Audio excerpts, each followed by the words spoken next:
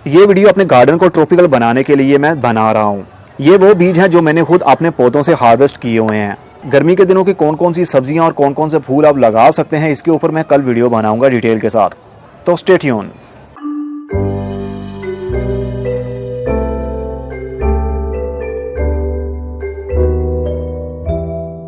अस्सलाम वालेकुम मेरे दोस्तों, सजनों और बेलियों, मैं हूं इजहार अहमद और वेलकम करता हूं आपको किचन गार्डनिंग चैनल पर।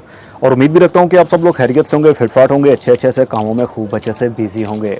ट्रॉपिकल गार्डन तो हमारा बन ही रहा है, लेकिन शेड बनाने के लिए मतलब कि जो बाहर वाली साइड पर है जहाँ से डायरेक्ट धूप आती है, वहाँ पर कौन से पौधे लगाए जाएँ, ये काफ़ी सोचने वाला सवाल था। कभी मैं सोचता था इंडोर पौधे ला के रख दूँ, कभी सोचता था बड़े बड़े पौधे ला के रखूँ, लेकिन बड़े पौधे ला कर रखना मतलब दरख्त छत के ऊपर ज़्यादा रखने, ये समझदारी की बात नहीं है। इसलिए अब मैं सोच रहा हूँ, मेरे पास जो बटरफ्लाई पी के सीड्स थे, इनकी मैं सीडलिंग करने वाला हूँ और इन्हीं का शेड बनाऊँगा मैं। और कुछ मेरे पास मॉर्निंग ग्लोरी के बीज हैं जो मैंने खुद हार्वेस्ट किए हुए थे, ये भी मैं लगाऊँगा। मतलब कि मैं बेलें ज़्यादा लगाऊंगा जिनसे शेडी एरिया ज़्यादा बन जाएगा, मतलब दीवारें हमारी कवर हो जाएंगी। और ऊपर जो शेड बनेगा, छत का शेड, वो तो अंगूर की बेल लगी हुई है और साथ में रंगून क्रीपर, झुमका बेल जिसको बोलते हैं, वो काफ़ी गर्मी के दिनों में दोनों बेलें काफ़ी ग्रोथ करती हैं, अंगूर की बेल भी और रंगून क्रीपर भी। तो गर्मी के दिनों में छत के ऊपर जो बांस का हुड बना हुआ है, इसके ऊपर काफ़ी शेडी एरिया बन जाएगा और नीचे काफ़ी ठंडक रहेगी।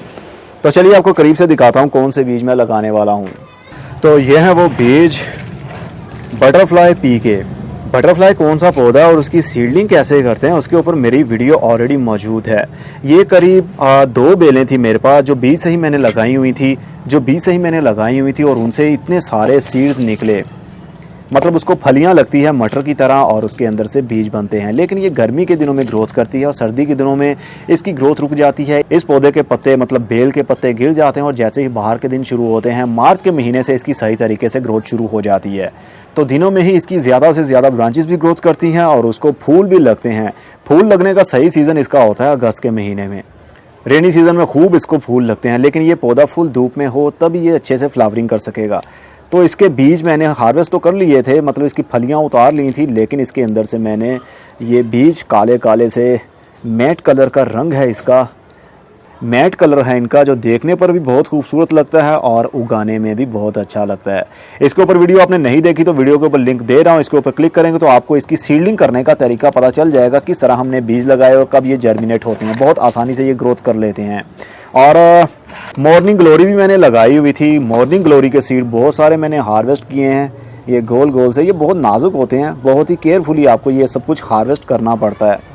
ये फूल है और फूल के बाद में ये ड्राई हो जाते हैं, उसके अंदर सीड पोड बनता है। ये भी कलर मैट है जो देखने पर भी खूबसूरत लगता है और उगाने में भी।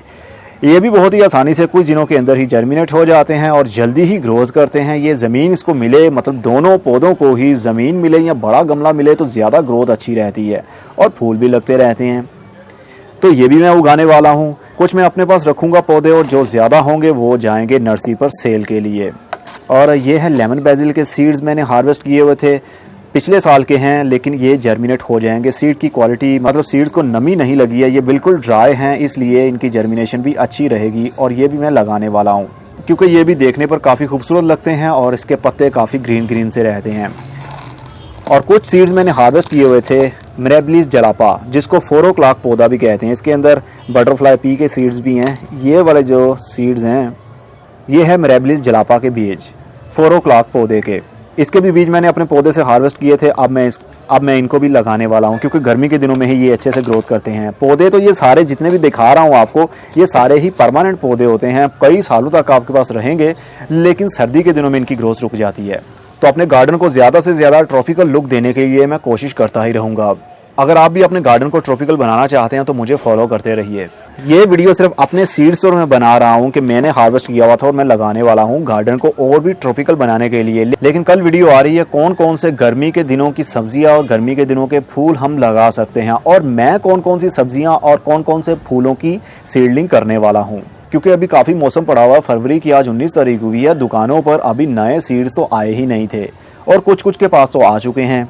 इसलिए जल्दबाजी से काम मत लीजिए, थोड़ा सा मौसम भी स्टेबल हो जाए। अभी थोड़ा सा आज काफ़ी धूप निकली है, लेकिन कल भी बारिश हुई, परसों भी बारिश हुई, तो थोड़ा सा स्टेबल हो लेने दे मौसम को। 15 मार्च तक सीज़न ही सीज़न है बीज लगाने का। तो कल की वीडियो तक के लिए अपना बहुत सा ख्याल रखिएगा। अब मैं चलता हूँ, खुदा हाफिज़, goodbye, see you and Tata.